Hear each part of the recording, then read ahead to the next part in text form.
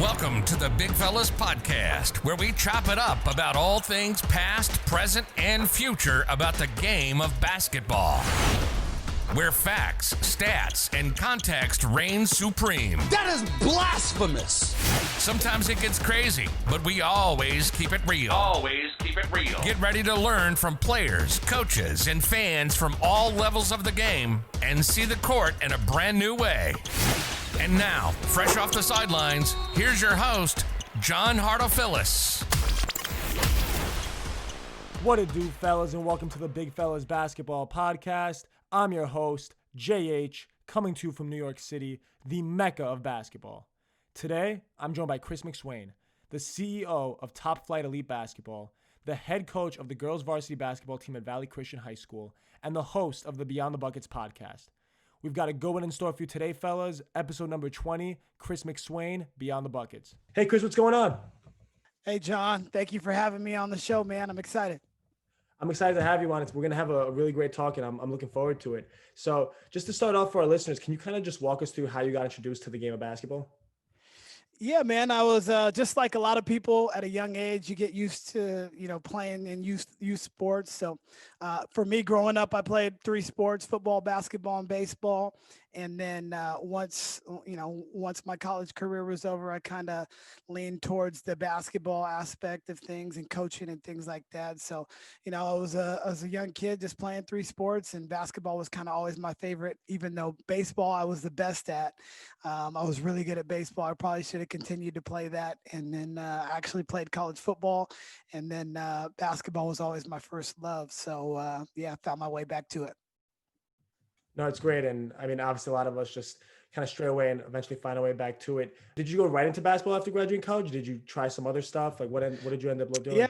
Yeah. So, all through my college years, I was running the basketball camps at the community center here called the Campbell Community Center. And so I did that for my 4 years during, and then like the fifth summer before I tried to get a real job. So I did that for 5 summers straight, where I was just coaching kids, for 8-9 weeks out of the summer before we go back to school and start training and stuff like that. So that was kind of where I got my, niche for basketball. And then I would also play in the men's leagues and do stuff like that, as well as referee and all that. So I was always around the game at an early age, once I was done with high school and then into college, and it just kind of transpired and went towards that direction once I was done. Awesome. So I saw that, right now you're at Valley Christian High School. You do a lot of stuff there, whether it's director of basketball, the varsity basketball coach, just a bunch of different things. Can you kind of tell us a little bit about what you do there? Yeah, for sure. So I'm the director of basketball at Valley Christian High School and at Valley Christian Schools, really. We're K through 12. And so what does that mean? Along with coaching the girls varsity, basically I put together programs for, kindergartners all the way through, high school. And we have a unique programs situation where, we can basically start working with the kids at an earlier age. And, so I put together those programs. I've been coaching there and teaching there for the last 8 years, as well as my club basketball and then the gym that we own as well for basketball training. So yeah, I do a lot, but Valley Christian is a great community.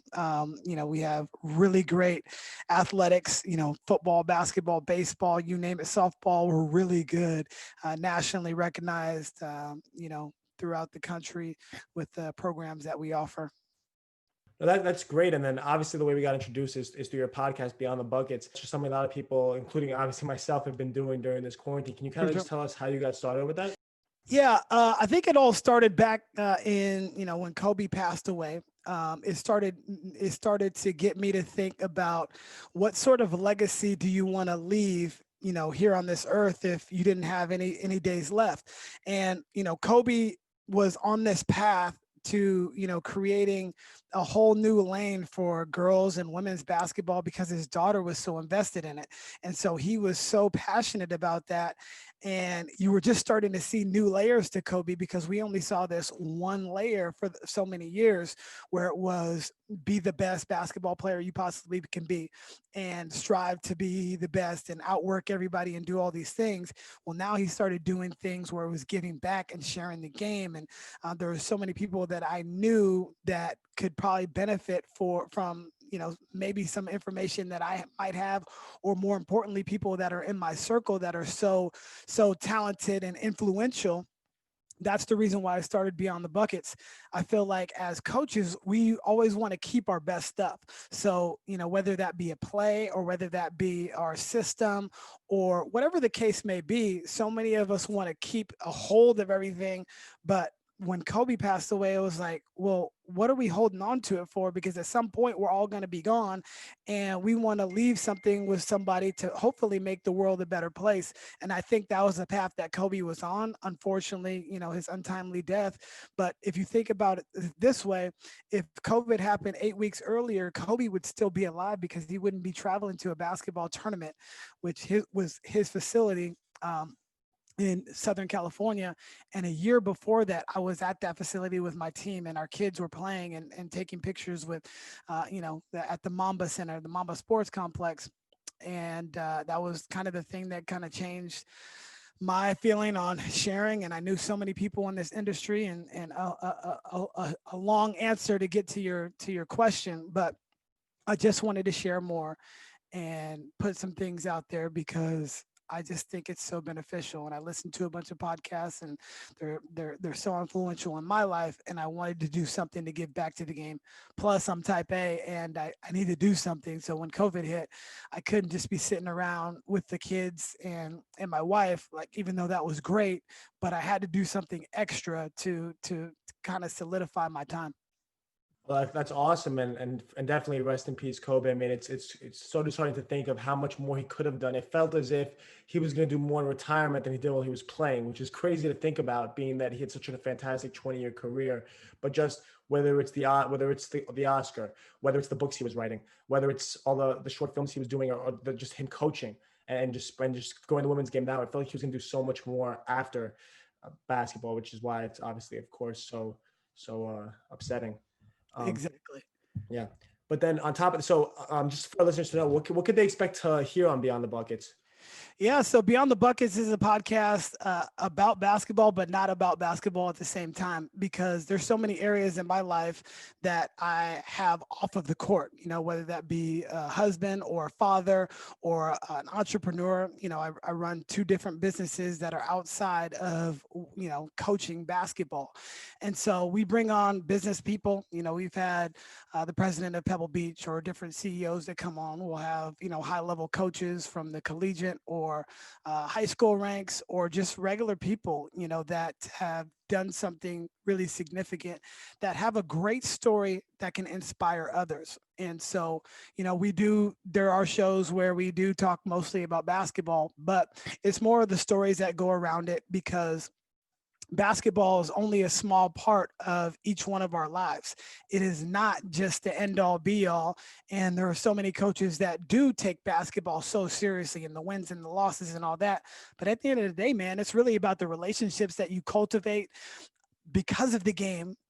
Everybody misses the pieces that they can't get from basketball, whether that be being a player and not being around your teammates, after your career is over, or being a coach and not being on those sidelines, coaching those individuals to help them become better basketball players. But ultimately we're trying to help people become better people. And the things that you learn because of basketball is the reason why it's so important to be beyond the buckets. The buckets will come and go, but the relationships definitely won't. That's a beautiful way, especially the way you ended it. Just that there is stuff beyond the buckets, and obviously everyone gets kind of caught up in the winning, but at the end of the day, there's definitely a lot more past that. So you touched on it a little bit. Can you kind of tell us, because it's very unique how your show is about stuff outside of basketball? Can you tell us a little bit about your businesses outside of the game?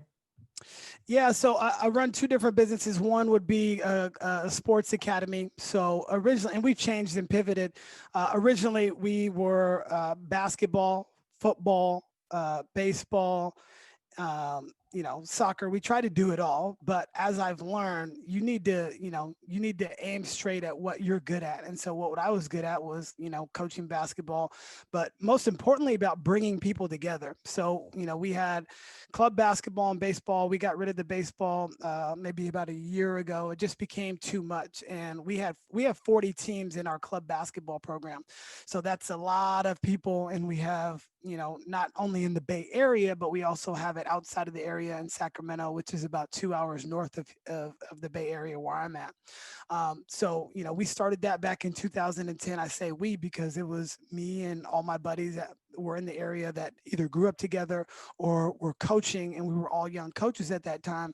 And we just wanted to do something a little bit different. We wanted to make it cool. We wanted to make it pop where the kids really loved it. It's really about the kids. If the kids have these two things, one, did they have fun? Okay. And number two, did we teach them a little bit about life and maybe a little bit about basketball? So, but as long as the kids are having fun, then the parents are going to bring them. And so that's why we've had a lot of success, because those are the rules that we live by. Can we make it fun for these kids? Is it, and are they learning? Are they learning about life skills on the court and off the court? And that's our most important mission. And then we own a basketball training facility where it's based on shooting. Everybody sees Steph Curry and all these guys that are really good at shooting. And so we wanted to fundamentally show them how to shoot. We have a bunch of different shooting machines in there, and they can get high quality reps, game reps, not the stuff that you might see on Instagram or YouTube where it's 20 dribble combos into, a spin move and a finish and a Euro step. Those things, there's a time and a place for those things, but we wanted to teach the fundamental game of basketball, which is being able to make a shot when you're open, being able to create some space to get open, and just functional basketball movements. So those are the two business ventures that we have off the floor. And then, I try to do speaking engagements or mentoring to people because sports is the only thing. I was only ignited by sports. I wasn't a great student when I was in high school, but when I got to college, I knew I had to make some changes, and I was always on the dean's list. My 4 years in college. Because of that, now I see the difference in a mentor that they can make on somebody else when you are just an inspiration to them. So that's really a long-winded answer to get to your point, but we have two other businesses that we run, and I run them with my best friends. And, we've been doing it for the last 10 years now. And this is the first time we had a camp. We had 19 kids show up, and we were so ecstatic to have it. And now 10 years later, we've helped over 5,500 kids in our program. And it's just been an amazing experience. It's fantastic. And it's interesting because a lot of people, when they hear you talk about how we're focusing on having fun, would say, oh, he's not worried about winning games. But in fact, if you ever heard a lot of the best NBA players, the greatest of all time talk, I think Isaiah Thomas once said, the secret to basketball is that it has nothing to do with basketball. Which, when you think about it, it doesn't make sense. But when you really think about it, it's like, okay, well, chemistry matters. Enjoying what you're doing matters. Having a lot of fun matters. And that it's funny how that kind of relates to winning, even though conceptually most people would think that it doesn't. So that's great. You're so right, because Bill Walsh has a book, and the premise is the score will take care of itself if you do all the things necessary in order to win. Right. But it's not really about winning because you're doing the correct steps. You can't really skip steps. If you skip steps on, building a brick home, well, if you don't put the plaster in between it, well, it's gonna break at some point. But if you build brick by brick, think about this. When Kobe was, in his rookie year, early on in his career, they go to the playoffs and they're playing Utah, and he has 3 air balls where it was extremely debilitating. Like, you can look it up on YouTube right now. Well, that pain that he had to go through is what made him so great, because he was able to identify, okay, I just went through this situation. Now, what am I going to do in the future to make sure that this doesn't happen again? And think of LeBron. He's about to go to his 10th final appearance. Well, he's only won 3. Okay. But he was successful those 3, and those other finals appearances that he didn't win are the ones that have shaped him to get to where he is now. Those other 9 that he has been to has shaped him to get to where he is now. So it's always a never ending process of stacking and building. And if you're not doing that, if you're not, building or growing, you're dying. And I think that's so important for people to understand out there, that no matter what your circumstances, it's all about, the next progression. And how do I get a little bit better this year, this month, this second? Because if you don't, you're looking at a long-term goal that's never going to happen, and the score will take care of itself because you skip steps, and that means you won't win. But the Isaiah Thomas comment that you made, I think he told Bill Simmons that, that is so true. And at the end of the day, it's about the people, the people, the people. And if you put the people first, you see the teams that are super connected. The Miami Heat and the Lakers were the most connected in the bubble, and it's no coincidence why these two teams are right where they're at right now. Since you brought up the Lakers, what are your kind of thoughts on the NBA Finals right now, the Lakers and the Heat? Yeah, obviously the two best players are LeBron and AD, right? So, these two guys are two of the top 5 best players in the league. So that is an interesting conundrum, because a lot of the times when you've seen, 1-2 punches like this, they haven't been the 1 and 2 in the best players in the league. Like, I guess 2004 when the Pistons played LA, when they had Gary Payton and Karl Malone, but Shaq was on the downside of his prime, and Kobe just was in a different state with everything that was going on with that. And he wasn't who Kobe was a few years ago, like when in 09 and 010, when the Lakers won again. Like, he was in his prime then, he was still ascending. So the major difference is, and I saw this today on Twitter, AD and LeBron really like each other. They're friends. They have the same agency, and that bond is very, very important to have. And then on the other end, you've got a bunch of straight up dogs with Miami. And if you're coaching a team, you would love to coach the talent, but you would definitely love to coach the way these guys are with Miami. And I think it's going to be a great series. I think the two best players will trump the entire, trump the series, because the two best players are the two best players. Unless there's an injury between AD or LeBron, I think those two guys are good enough to get it done. Now, Miami's going to give them some problems, especially with the zone that they've been running, because the Lakers aren't the best shooting team. But LeBron is like a computer. He's seen that zone in the 2011 finals when he was with Miami, and that gave them so many problems. I think he's going to be able to pick that apart. I think the Lakers win in 6 games, barring any injuries. But if AD or LeBron is injured or is not playing up to their capabilities, like if they're both getting their numbers, the Lakers win in 6. Definitely. I just agree with everything you said. That was really well put together and really illustrates just how competitive this series is and just how much of an awesome series we're about to witness. So that's great. Just to wrap up, I know the audience can't really see. For those that can't see, you're wearing your Splash Lab shirt right now. Can you kind of tell us a little bit about that? Because I know you just started that. It's really interesting. Yeah, Splash Lab is the basketball training facility that I was talking to you about earlier. So yeah, we have groups of kids come in there. Obviously with COVID, it's a little bit different. So we're at like 50% capacity. Everybody's got to wear masks and things like that. But yeah, the kids will come in for our workout. We have 9 different spots on the floor that the kids will shoot at. And we've got a really cool challenge going on right now. So it's been a while since I've been shooting. Like I didn't shoot all through COVID. But then as soon as we got the Splash Lab, I went in there and I shot 100 shots from the top of the key. And I wanted to see how many I could make. So I made 76. And so we've got a challenge out there for anybody that wants to beat my score of 76. We'll send you a Splash Lab tee. And we've got the breast cancer awareness coming up for October. So we're donating a bunch of the proceeds to breast cancer awareness. My mother-in-law, is now in remission from breast cancer, and she was in stage 3, but thank the good doctors in our area that were able to get her through. So that's another mission that we're trying to accomplish. And Splash Lab is just a really cool idea. And my friends and I, we're blessed to have it and blessed to coach all the kids that come through there. fantastic that she's in good health. And of course, that's just such a great cause for the month of October. Yeah. As in regards to you getting 76 out of 100, I got to get in the gym if I'm gonna try to make a run at that. I gotta Yeah. definitely get some shots up. That's great. Now, so you mentioned how with COVID, it changed a lot of the stuff you guys do with Splash Lab. What's it looking like in California with you guys coming back and Valley Christian and all that stuff? Yeah, it's very interesting with the whole COVID. We shut down as soon as the NBA shut down. So I think it was like March 12th or 13th. We shut Top Flight, which is the club basketball program that we run. We shut it down and we haven't done anything since, really. So, it's been 7 months, almost 8 months now.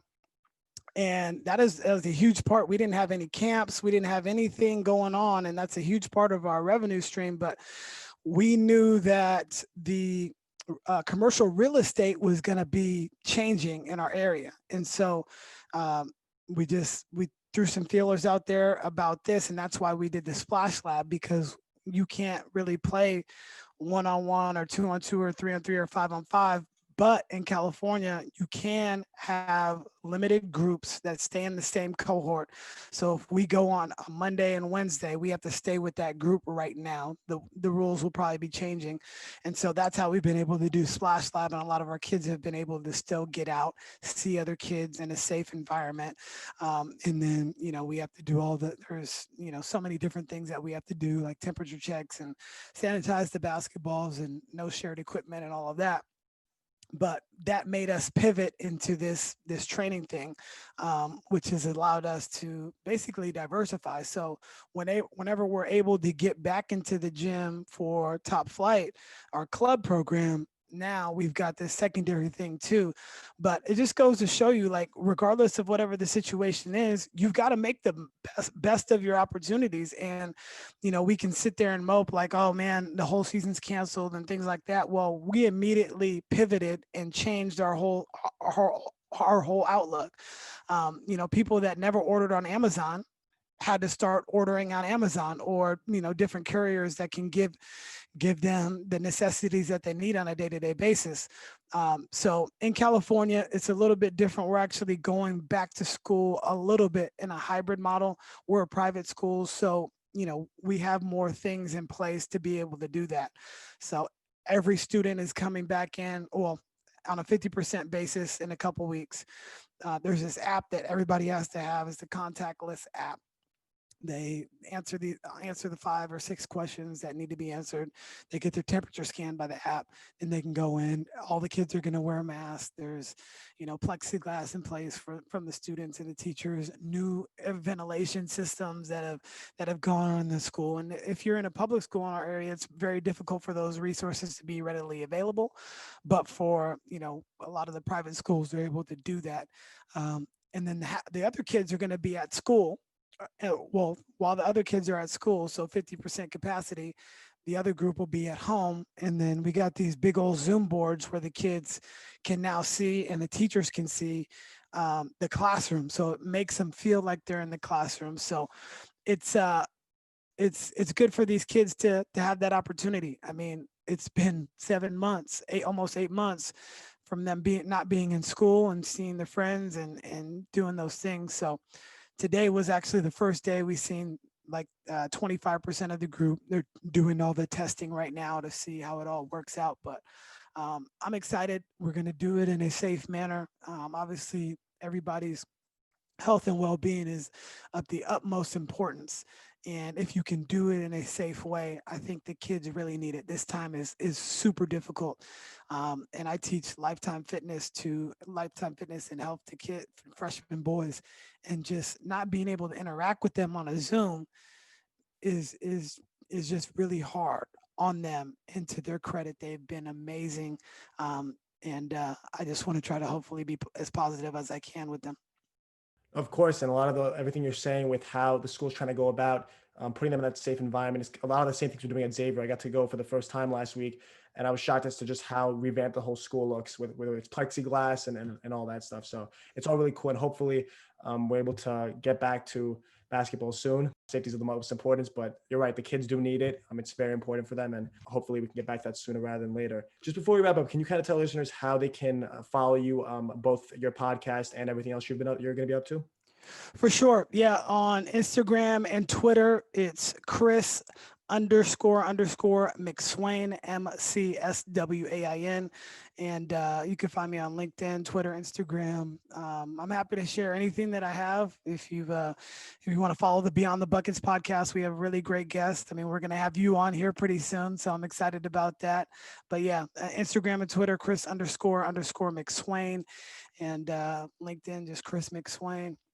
And if I can help anybody out with the basketball stuff, business stuff, I am here, and you can always reach out, and I'll get back to you pretty soon.